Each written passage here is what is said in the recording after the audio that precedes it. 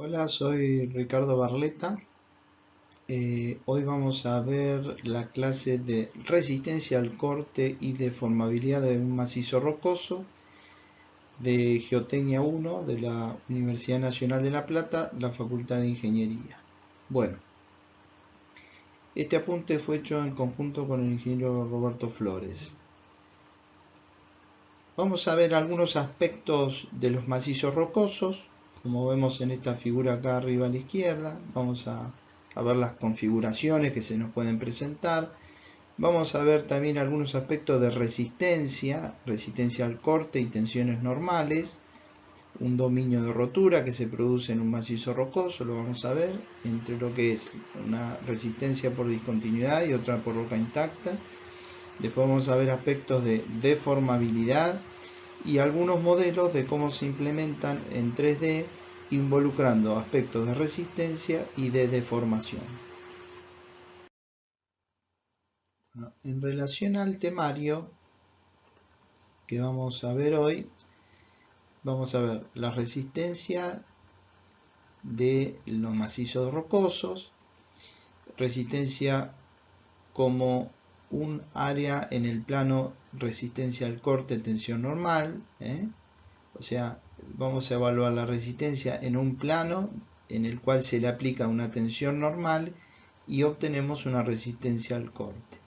También vamos a ver resistencia de la roca intacta cuando no tenemos discontinuidades, resistencia a lo largo de una discontinuidad cuando sí las tenemos, resistencia a lo largo de discontinuidades que son planas o cuando dejan de ser planas, que pueden ser onduladas y rugosas. El modelo de Patton, vamos a ver cómo idealizó un modelo Patton a través de un esquema prediseñado. Vamos a ver la expresión de Barton, el coeficiente JRC de rugosidad.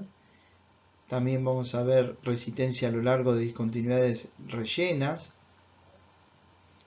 Luego vamos a pasar al uso de un software que se llama RockLab, que permite evaluar todas estas expresiones y determinar curvas de resistencia. Y también vamos a ver características de formación de los macizos rocosos, no solamente de resistencia, sino también de deformación. Vamos a ver determinaciones experimentales y expresiones empíricas. En Francia se construyó una presa de Malpasset. Acá se ve el esquema, un perfil transversal y sección de rotura, que es esta sección de rotura. Acá un diagrama, un dibujo como si fuera un diagrama en bloque de lo que le sucedió a la presa una vez que se llenó, en la cual se produjo una rotura por la base, en la cual se apreciaba, se estimaba que iba a ser resistente, pero sucede que tenía discontinuidades, fallas, en las cuales en la zona inferior no pudo tener una resistencia al corte suficiente para equilibrar el empuje que se genera por la acumulación del agua en la presa. Esta presa falló y el esquema de rotura, como que ustedes ven, es este que tenemos en el gráfico de la izquierda. ¿Qué vamos a hacer nosotros? Bueno, vamos a evaluar, vamos a intentar ponerle un valor a estas configuraciones para equiparar y ver cómo podemos equilibrar la fuerza que tenga del embalse versus la resistente que se da en un macizo rocoso, ya no como un suelo como se lo estudió en clases anteriores. Bueno, para empezar a reconocer un macizo rocoso, tenemos que de alguna manera tener en cuenta cómo es su matriz, cómo es la trabazón de los bloques de roca. Acá tenemos algunas configuraciones. Acá hay un sistema más bien plano. Acá hay configuraciones diferentes al anterior. Acá hay en un plano y en otro hay discontinuidades que son perpendiculares, lo mismo que en estas otras figuras. Entonces, todas estas configuraciones que estamos viendo van a tener incidencia en el comportamiento resistente. Además, tenemos los tamaños de los bloques, de varios metros cúbicos a algunos centímetros cúbicos.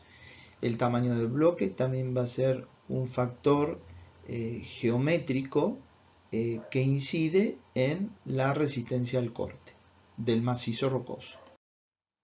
Bueno, acá podemos apreciar una foto típica de un macizo rocoso donde se observan claramente distintas heterogeneidades de la roca, discontinuidades en diversos sectores y muy heterogéneo, lo cual dificulta la interpretación de su resistencia al corte.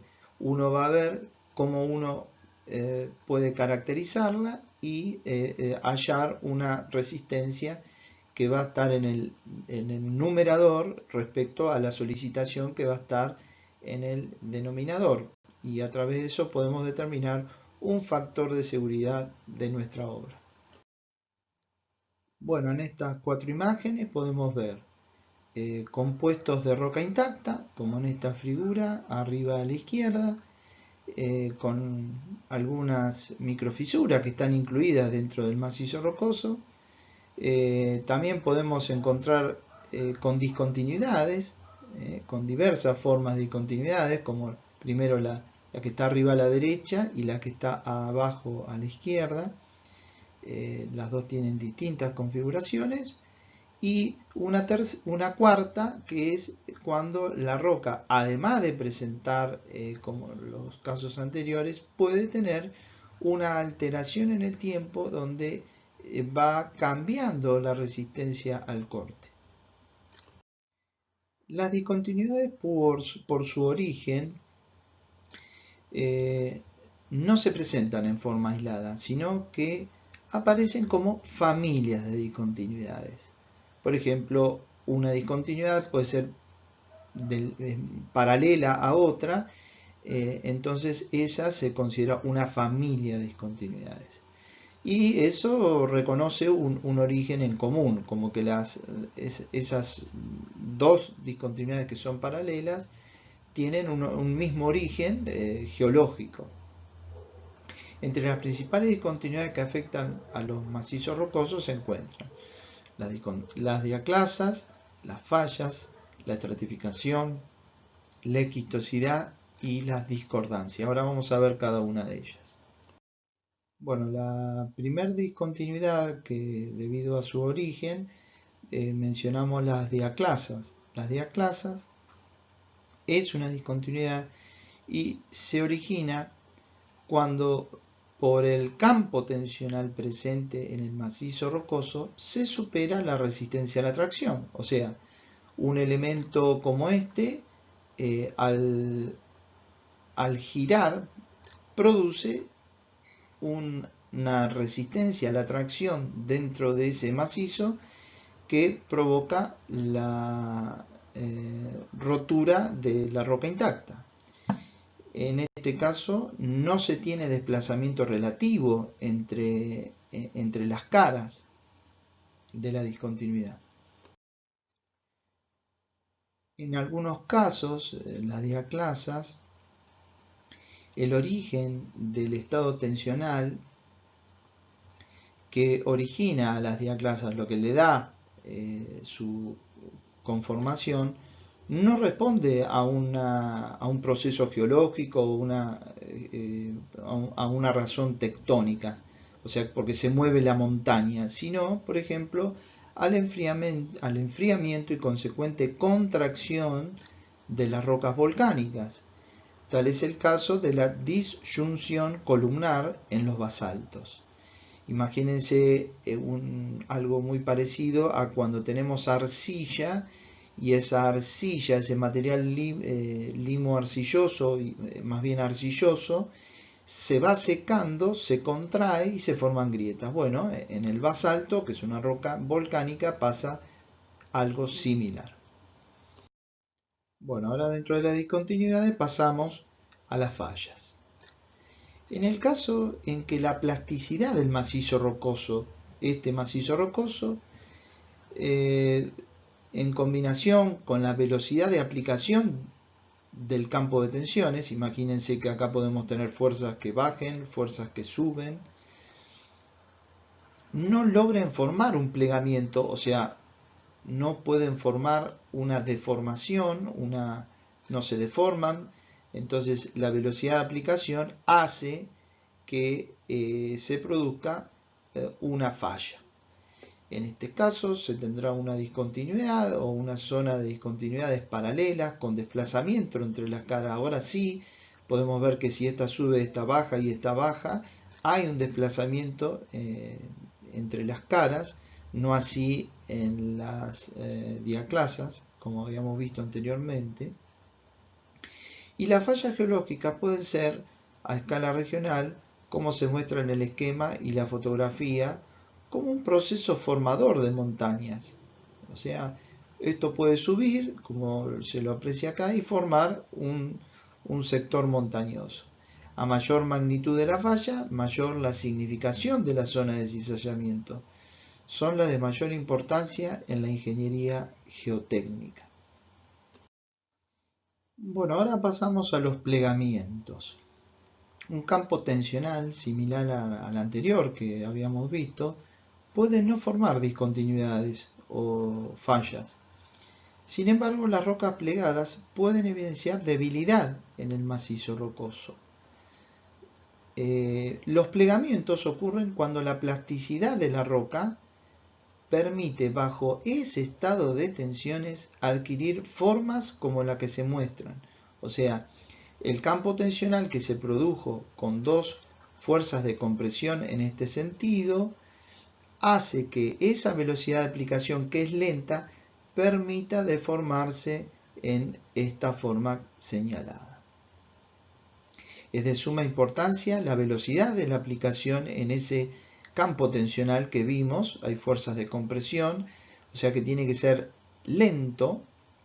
Velocidades más rápidas pueden llegar a la fracturación, generando fallas geológicas. O sea, si estas fuerzas de compresión son más rápidas, pueden provocar una falla en este sector, pero como son lentas, provocan el plegamiento. Velocidades más lentas pueden generar pliegues como el de la fotografía.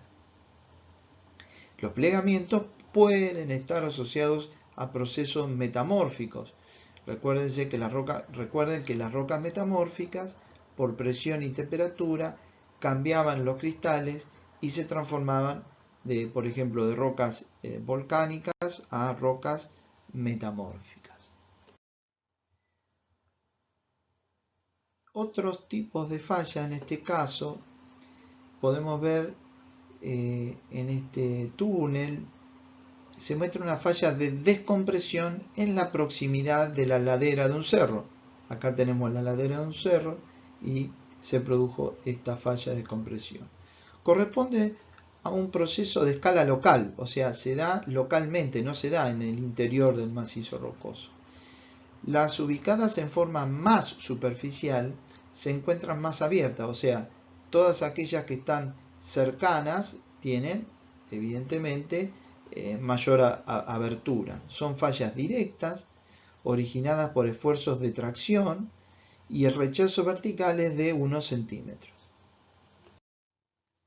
Bueno, ahora vamos a ver algunos tipos de fallas. La falla normal o directa, que es esta, y la falla inversa, que es esta otra. La falla normal o directa, el plano de falla, presenta un buzamiento hacia el bloque hundido, que es el buzamiento. Acá está la falla, el buzamiento, recuerden, es la recta de máxima pendiente de este plano, que es el ángulo entre la horizontal y el plano de la falla, y buza hacia el plano que se hunde. Como esto tracciona, esto baja un poco, baja, como se aprecia la flecha, entonces esa es la característica de la falla normal. Está originado por tensiones predominantemente de tracción con separación de los bloques de la falla, o sea, están traccionando al macizo. La falla inversa es que hay fuerzas de compresión y el plano de falla presenta buzamiento hacia el bloque levantado, o sea, el buzamiento es este y el buzamiento presenta el plano de falla presenta buzamiento hacia el bloque elevado. Este es el que se eleva, ¿no es cierto? Está originado por tensiones predominantemente de compresión, como la vemos acá, en los bordes de la falla. También tenemos falla de tipo vertical y falla horizontal. Veamos la falla vertical. El plano de falla presenta buzamiento próximo a 90 grados, o sea, en este caso el ángulo este es recto de 90 grados, está originado predominantemente por tensiones de corte, o sea, tenemos una fuerza para este lado y otra fuerza para el otro, y en este caso solo se tiene desplazamiento o rechazo, que lo vemos en este sector, que es el desplazamiento entre lo que subió este sector versus el que bajó el otro. La diferencia de altura es el rechazo. En cuanto a la falla horizontal, también suele llamarse descizalla. El plano de falla no tiene una posición definida, pero el desplazamiento es solamente horizontal. Como lo vemos acá, esto se desplaza para este lado, esto para el otro, y está originado por tensiones predominantemente de corte. Bueno, también tenemos una falla rotacional o en tijera, como lo vemos acá. Está originado por tensiones predominantemente de corte.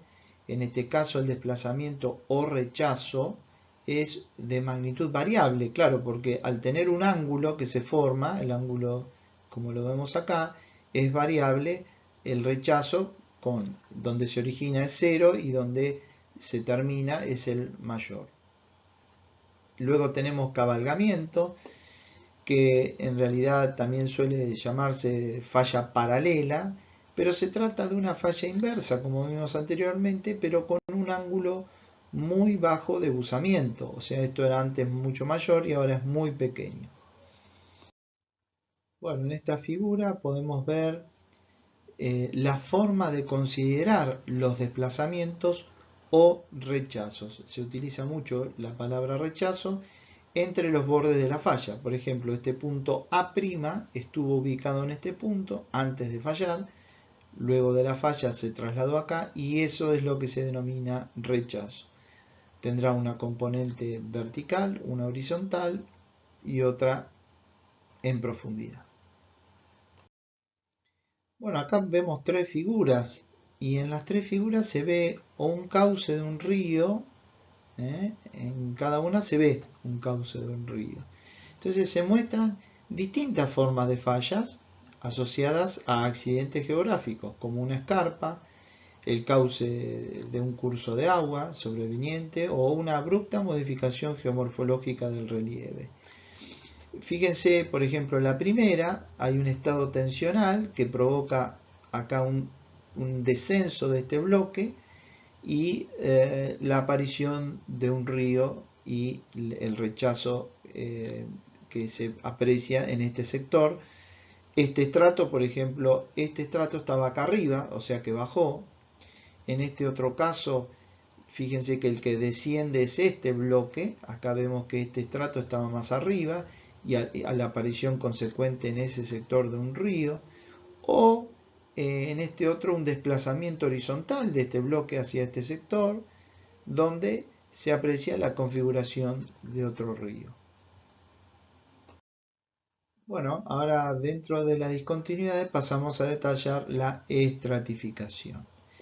Se presenta en rocas sedimentarias clásticas, no necesariamente son planos de discontinuidad, ya que muchos de los planos de estratificación pueden tener resistencia similar a la de la denominada roca intacta, y de igual manera, tal como se ve en la fotografía, no siempre coinciden con la orientación que tuvieron durante el proceso de formación de sedimentación, que fue horizontal. Entonces, esta roca además ha sufrido otro movimiento que lo ha pasado de tener de horizontal a casi mayor a 45 grados, ¿no? Dentro de las discontinuidades también tenemos la esquistosidad. ¿Qué es la esquistosidad? Es una estructura típica de rocas metamórficas. Recuerden que las rocas metamórficas, con procesos de presión y temperatura, se han recristalizado y formaron nuevas rocas, que son las metamórficas. No constituyen estrictamente una discontinuidad de por sí. No es que ahí tengamos una discontinuidad manifiesta, sino una anisotropía, que puede originar en una dirección de planos de debilidad continuos. O sea, supongamos que esta roca tuvo una compresión en este sentido y generó estos planos de aplastamiento, y bueno, lo que podemos observar que el comportamiento en este sentido anisotrópico va a ser totalmente en este otro diferente. Por lo tanto, si en este sentido se comporta a este otro distinto, existe una anisotropía manifiesta. Bueno, acá podemos ver un poco más en detalle lo que vimos anteriormente en relación a la esquistosidad. En la figura se muestra que como resultado de un campo tensional de compresión indicado por las flechas, este es una flecha que está, esta es la otra, que indican la compresión de este macizo rocoso, se produce un plegamiento, o sea, todos los estratos se van plegando, los estratos originales, ¿no es cierto?, apareciendo planos de esquistosidad superpuestos a los anteriores y con dirección normal a las fuerzas de compresión. Entonces, el plano de esquistosidad se da normal al plano de compresión, y esta es la esquistosidad que hablamos en la figura anterior, que cuando vemos la anisotropía, evidentemente en esta dirección va a tener un comportamiento y en esta va a tener otro. De ahí surge esa anisotropía manifiesta.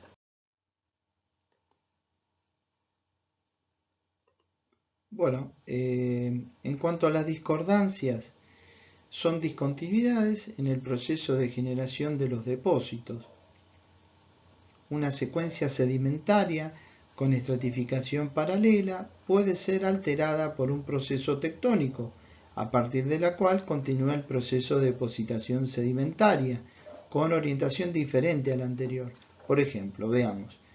Yo acá tenía un estrato con alguna alineación, un proceso que fue cortado, y hasta podría haber sido trasladado y rotado, y luego posteriormente a esto se produjo una sedimentación de capas con granos un poco más gruesos, después un poco más finos, después pueden ser algunas arcillas y limos.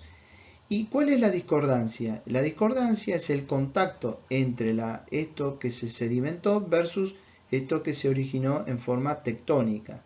Entonces el contacto es esta y se denomina discordancia. Acá también podemos ver otro proceso similar, en el cual tenemos de acá para arriba un proceso sedimentario y acá un proceso estructural. Bueno, vamos a señalar algunos aspectos importantes de los macizos rocosos. Los bloques de roca intacta se encuentran limitados por discontinuidades, en general planas, y se presentan como familias que reconocen un origen en común. Los parámetros que definen a las discontinuidades son su frecuencia, su separación, la separación de las discontinuidades cada cuánto aparecen, su orientación e inclinación, la resistencia al corte de la misma discontinuidad, definida por el material, su rugosidad y la existencia o no del relleno. También está el comportamiento de un macizo rocoso, es totalmente diferente al de un suelo granular. La relación de vacío de un macizo rocoso es casi nula. La rotura puede interesar parte de las discontinuidades y parte de la roca intacta. Por lo tanto, si la rotura abarca la discontinuidad, estamos en el límite inferior. La rotura solo interesa a la discontinuidad. Mientras que si estamos en el límite superior, la rotura interesa solo a la roca intacta. La resistencia de los macizos rocosos puede depender de la libertad de los bloques a desplazarse, que a su vez depende del número de discontinuidades, de su orientación, como dijimos, su separación, combinación de varias familias de discontinuidades y la resistencia propia de la discontinuidad, como así también de la resistencia de la roca intacta. Bueno, todos estos elementos los vamos a ver ahora un poco más en detalle en cuanto a su resistencia. Por lo que vimos en la filmina anterior, entonces la resistencia de un macizo rocoso va a estar dada por límites de la roca intacta y la discontinuidad. El equilibrio límite en un macizo rocoso se desarrolla ya no sobre una curva, sobre una sola curva ya no se desarrolla como la curva de resistencia intrínseca de los suelos. Entonces en el macizo rocoso va a ser un área limitada en la parte superior de la curva de resistencia intrínseca que va a ser en este caso de la roca intacta, y en la parte inferior que es la de la discontinuidad, o sea, vamos a tener un dominio de rotura. Bueno, como vemos, la figura esquematiza estos límites en el plano tau sigma, o sea, tensión de corte versus tensión normal. Bueno, vamos a repasar algunos conceptos. En este caso, curva de resistencia intrínseca. Como dijimos, haciendo un repaso del concepto de resistencia al corte en un macizo de suelo, en un suelo, puede pensarse en el caso del análisis de rotura en una fundación. Si se alcanza la carga límite, se produce una rotura como la esquematizada. O sea, tenemos una zapata con una carga determinada, que pueden ser 50 toneladas, por ejemplo. ¿Y qué va a pasar? El suelo en su fundación va a resistir por este plano de manera tal de tratar de oponerse a esta otra fuerza que la solicita. En el momento de la rotura se debe vencer esa resistencia al corte a lo largo de toda esta discontinuidad, en ese plano de rotura que se genera en la superficie de falla, y movilizar el peso del suelo desplazado. O sea que esto lo va a tirar hacia arriba y lo va a empujar porque esta fuerza quiere bajar y esto lo va a hacer ascender en este otro sector. Bueno, en la misma filmina anterior, ahora la llevamos al laboratorio, hicimos un ensayo y se aprecia en la figura la materialización de la rotura en una demostración de laboratorio. O sea, que esta fuerza se hunde, aplica una carga hacia abajo y esto cuando rompe sube a consecuencia de que en este plano de falla se produjo la rotura.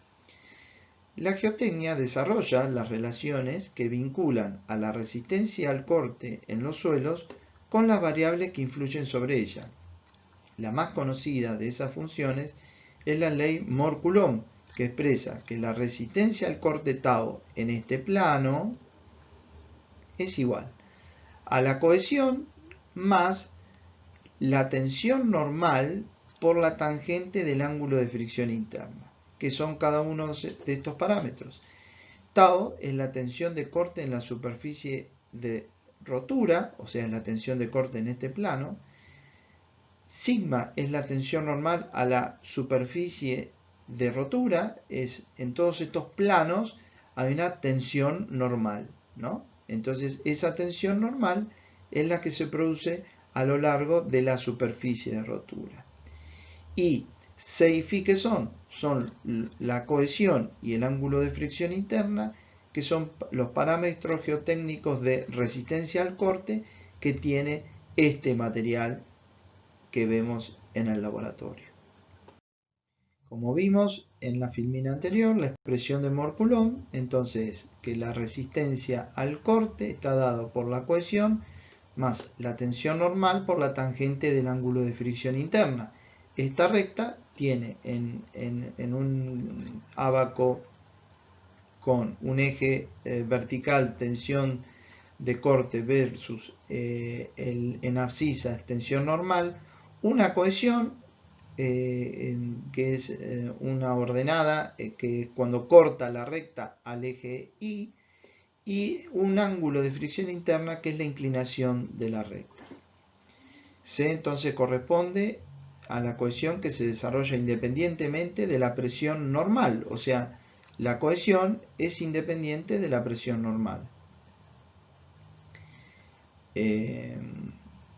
Por lo tanto, la expresión final de Mohr-Coulomb va a ser resistencia al corte igual a la cohesión más la tensión normal que se desarrolla en el plano de donde se analiza la tensión de corte o la falla y multiplicado por la tangente del ángulo de fricción interna. En los suelos, las determinaciones de los parámetros de corte, C cohesión y Φ ángulo de fricción interna, se suelen realizar mediante ensayos triaxiales de laboratorio. O sea que uno saca una muestra de una perforación, la lleva al laboratorio y trata de representar a través de, en este caso, probetas cilíndricas, lo que sucede en el campo para llevarlo al laboratorio y ver cómo responde y poder de alguna manera determinar los parámetros resistentes del suelo. Se aplican la tensión de confinamiento sigma 3. ¿Por qué una tensión de confinamiento sigma 3? Porque en el campo o en la obra voy a tener esa tensión normal de confinamiento. Fíjense, si tengo una probeta cilíndrica con sigma 3 en todo rodeándola, es lo que representaría el suelo cuando tenemos esta probeta en el campo. Luego, una tensión desviante. ¿Qué es la tensión desviante? La diferencia entre la sigma 1, que es la tensión principal en el eje vertical, menos la sigma 3, que es la tensión que ya habíamos aplicado para confinar. Entonces, esa sigma 1 menos sigma 3 es un incremento de carga que va a estar dado por la carga que voy a tener en el campo. Esta representa la carga que voy a tener en el campo. O sea, que si yo tengo la necesidad de determinar la resistencia de un material en el campo o en la obra, lo llevo al laboratorio, trato de ver cómo se comporta y de esa forma tratar de caracterizar el material. Bueno, vamos a recordar algunas propiedades del círculo de Mohr. Si habíamos dicho que tenía un testigo donde se le aplicaba una tensión normal principal mayor sigma 1 y una tensión principal menor sigma 3, en el círculo de Mohr íbamos a verlos representados en este punto la sigma 1 y en este otro punto la sigma 3. En esos dos lugares la resistencia al corte va a ser 0, o sea, va a ser nula. Ahora, para un plano θ inclinado, si yo quiero determinar cuáles son las tensiones normales y de corte en este plano θ, yo trazo respecto a la tensión principal menor sigma 3 un ángulo θ y puedo determinar sobre el círculo de Mohr la resistencia al corte tau y la resistencia al normal sigma. Cuando un par de tensiones sigma, tensión de corte tau, pertenece a la curva de resistencia intrínseca que habíamos visto igual a C más sigma tangente de phi, o sea, si tuviéramos una recta que pase por acá, significa que este estado tensional que ha logrado por darle una tensión principal sigma 1 y una sigma 3, ha llegado a la rotura, o sea que este nivel de tensiones que se ha producido porque traté de imitar algo que iba a pasar en la naturaleza, en el laboratorio, si llega a igualar y a ser tangente a esta recta, significa que vamos a tener la rotura de este testigo. Bueno, en la filmina anterior habíamos dicho que si un estado tensional sigma 1, sigma 3 se hacía tangente a la... en este caso vemos que no hay cohesión porque la cohesión es 0, o sea que la expresión de Mohr-Coulomb, en este caso C es igual a 0, queda sigma tangente de phi con C igual a 0, se producía la rotura. Bueno, de igual forma, dada una tensión principal sigma 3, existirá solo una sigma 1 para la cual se tendrá una configuración de rotura. Ese par de tensiones de rotura estarán vinculadas a esta expresión. O sea, que esta es la expresión de Rendulic, donde dice: la expresión anterior se deduce en forma geométrica de una figura como la adjunta para una curva de resistencia intrínseca con ordenada al origen, o sea, sin cohesión. Nótese que la rotura sucede sobre un plano con un ángulo de 45 más phi sobre 2, ese ángulo alfa es este, 45 más phi sobre 2, respecto de la tensión principal menor, que es la sigma 3. Bueno, volviendo a la resistencia de un macizo rocoso, en este caso recordamos que en el plano tau sigma no se tiene una relación biunívoca de rotura expresada por una función, sino que existe un rango de rotura del macizo limitado por las curvas de roca intacta y discontinuidades. O sea, yo antes tenía una recta y en esa recta era biunívoca, entraba con una abscisa y salía con una ordenada. En el macizo rocoso hay un dominio de rotura y puedo entrar con una abscisa, pero puedo sacar dos ordenadas, puedo sacar un rango de posibilidades. Bueno, ahora vamos a hacer un análisis de un macizo rocoso elemental con una sola discontinuidad. Tratando de analizar cómo funciona un macizo rocoso, podemos idealizar dos materiales distintos. Uno llamado roca intacta, este, y otro llamado discontinuidad, este. Ambos tendrán una curva de resistencia intrínseca, que es la que señalamos. Entonces, material discontinuidad, material roca intacta. La curva de resistencia intrínseca está formada por los pares de puntos sigma, tau, que son de rotura o plastificación para cada material. Bueno, así, empezando con el material discontinuidad, ¿no es cierto? Llegará a la rotura cuando en un plano como el inclinado, un ángulo alfa, se llegue a un estado de tensiones tal que el tau de rotura es igual a C, la cohesión, más la tensión normal de rotura tangente de phi.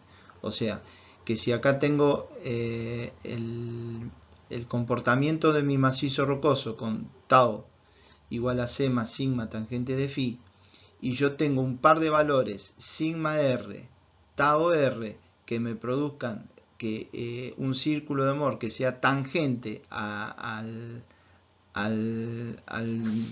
la recta de Mohr, se llega a la rotura.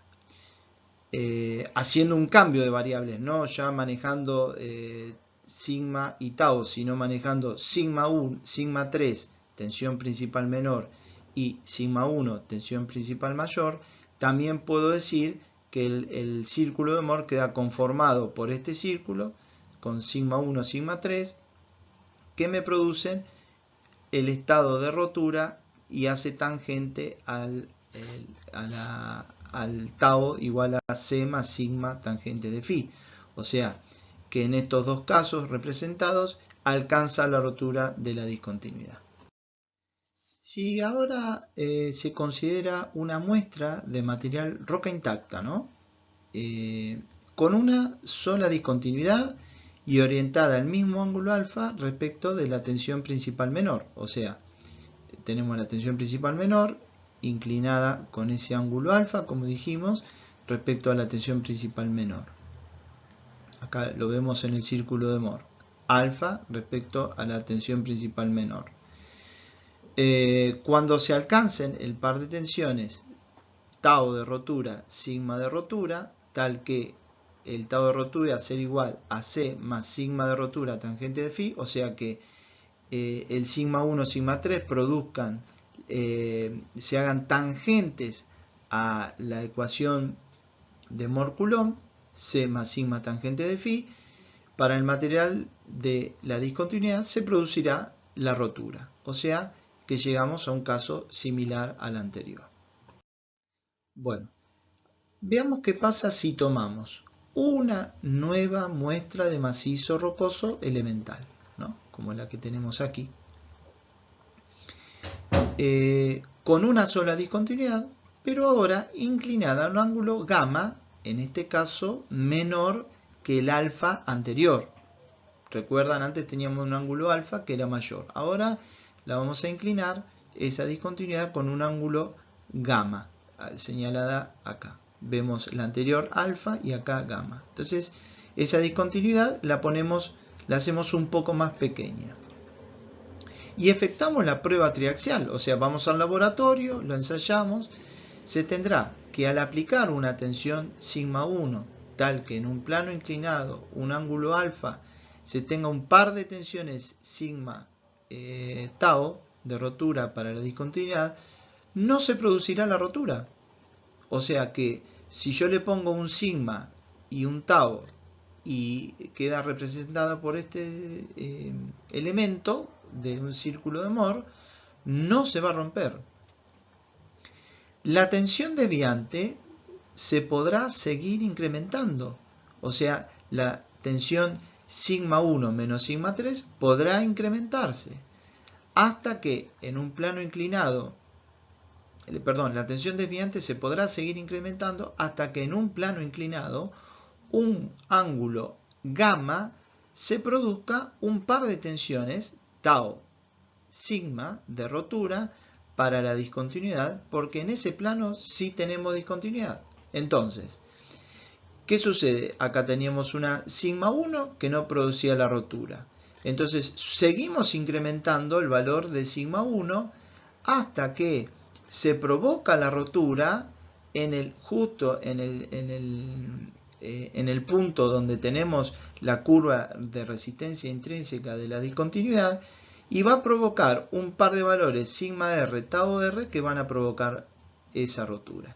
Es decir, ahora el macizo rocoso elemental, por el solo hecho de que la discontinuidad esté con una orientación distinta a la más desfavorable, tendrá una mayor resistencia. Y evidentemente tenemos la mayor resistencia porque antes rompía con este círculo, ahora no rompió y tuvo que tener una tensión mayor, principal mayor sigma 1, o sea, una tensión desviante mayor, que provoque la rotura, pero con un ángulo de discontinuidad gamma menor. Así puede trazarse una curva de resistencia intrínseca que sea representativa del macizo rocoso, como la celeste. Esa curva tendrá la siguiente expresión, como vemos acá. Ahora, fíjense, la celeste está por encima de la de discontinuidad. Esta es la curva de resistencia intrínseca de la discontinuidad y esta es la del macizo rocoso. Bueno, ¿qué ha hecho? Al tener una discontinuidad menor a la al alfa que teníamos anteriormente, hace que resista un poco más. Entonces, cuando pasa la rotura por la discontinuidad, como pasaba antes, la resistencia es menor, pero cuando la discontinuidad es menor a esa, sucede que el macizo rocoso resiste más, entonces la curva es mayor. Finalmente, si se ubicara una discontinuidad, un ángulo gamma, por ejemplo, más tendido que el anterior que vimos, por ejemplo este gamma lo disminuimos más, la tensión desviante se producirá la rotura por la roca intacta. De allí que los límites entre los que fluctúa la resistencia del macizo rocoso están conformados por la curva de resistencia intrínseca de la discontinuidad, esta, y la de la roca intacta, esta otra. Entonces, ¿qué dijimos en este punto? Que nosotros íbamos a bajar en este testigo que ensayamos aún más el gamma y claro, no terminó rompiendo por el macizo rocoso como rompía la curva celeste, sino terminó rompiendo por roca intacta, porque ya el macizo no puede romper más que esa curva. Entonces ahí queda establecido el dominio entre la curva de resistencia intrínseca de la roca intacta y la curva de la resistencia intrínseca de la discontinuidad. Bueno, ahora vamos a ver el mismo caso anterior, pero de otra forma. El macizo rocoso es el elemental con una sola discontinuidad y, como habíamos dicho, su resistencia depende de la orientación de la discontinuidad respecto de la dirección de aplicación de las tensiones principales. Otra forma de ver el concepto antes desarrollado es a través de un diagrama cartesiano de resistencia en función de beta. Veamos qué son esas dos cosas. La resistencia la tenemos en las ordenadas y beta la tenemos en las abscisas. Las resistencias son las tensiones principales, sigma 1, que puede tener una sigma 1 máxima o puede tener una sigma 1 mínima. Ahora vamos a ver qué son estos casos. Y beta es un testigo donde observamos que beta es la inclinación de la discontinuidad respecto a la vertical. Por ejemplo, cuando beta es 0, la discontinuidad está vertical, luego se va inclinando respecto a la vertical 30 grados, luego 60 y hasta que queda en 90 grados. Fíjense que este diagrama cartesiano de sigma 1 en función de la inclinación de beta de la discontinuidad está dado para un valor de sigma 3. O sea, acá en este caso tenemos la tensión sigma 3 de confinamiento, tensión principal menor, es constante. Pero, ¿qué es lo que notamos acá?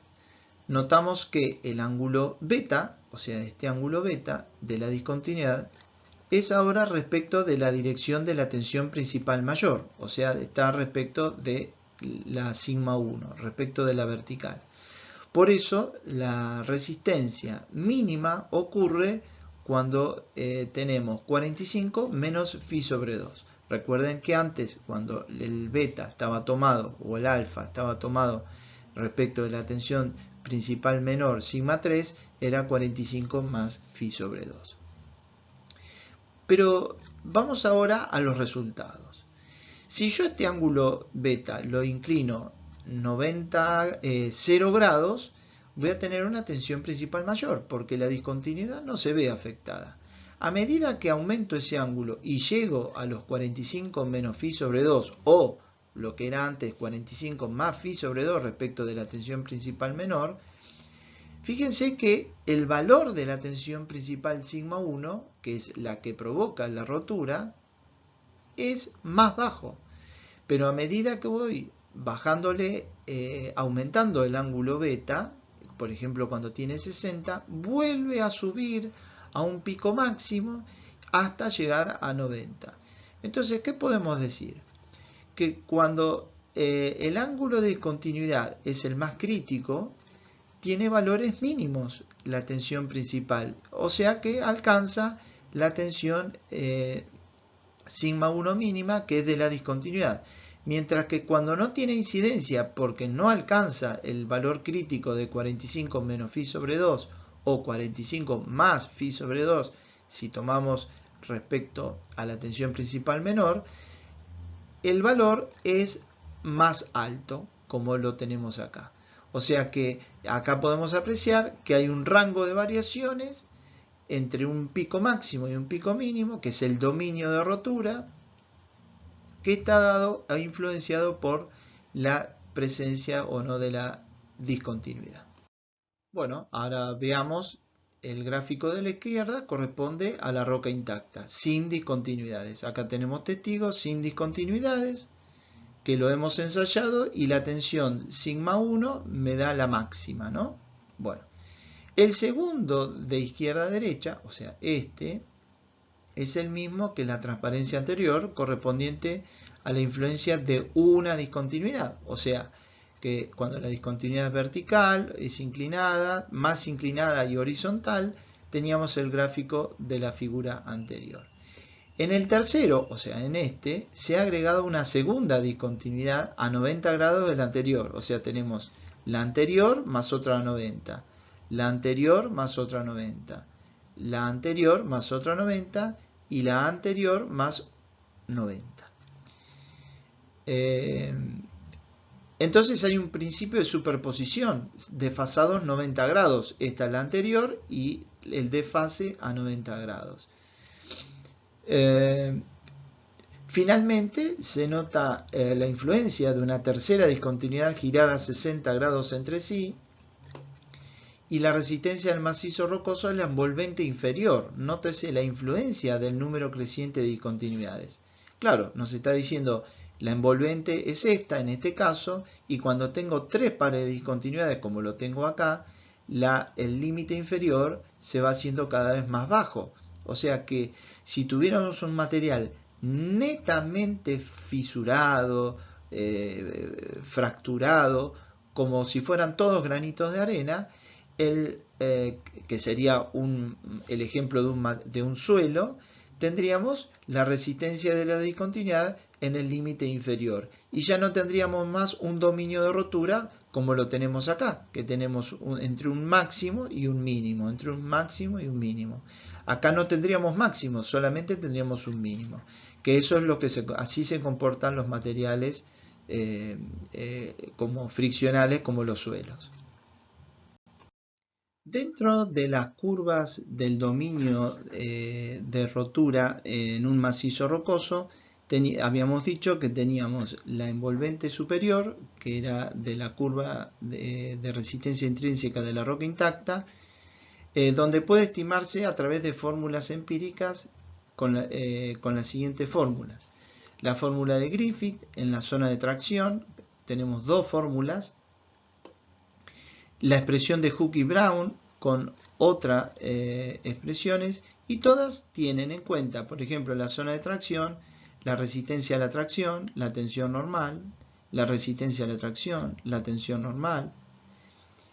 Por ejemplo, la expresión de Hooke y Brown tiene pares de valores de sigma 1, sigma 3, m, que son constantes, que dependen del tipo de roca y del grado de fracturación, Q sub U, que es la resistencia a la comprensión simple de la roca intacta, y M y S podemos ver que tienen, por ejemplo, valores de 7 para rocas carbonáticas, 10 para arcillosas, 15, 17, 25 para cristalinas de grado grueso, y S igual a 1 para los casos de roca intacta. ¿Cómo puede obtenerse la resistencia, la curva de resistencia intrínseca de la roca intacta? A través de ensayos. Por ejemplo, en el de compresión triaxial, que es este, tenemos una tensión sigma 1 y una sigma 3. Sigma 1, sigma 3 con pares de valores positivos, siempre sigma 1 mayor a sigma 3. El de compresión simple, que tiene un valor de sigma 1 igual a la resistencia a la compresión simple y un valor de sigma 3 igual a 0. No está confinado, como sí lo está en el de compresión, el ensayo triaxial. Luego tenemos el ensayo brasilero, que tiene una compresión y una tracción, rompe por tracción este ensayo. Y el ensayo de tracción, que tenemos una sigma 3 negativa, que es la resistencia a la tracción, y una sigma 1 igual a 0, que es mayor a la sigma 3.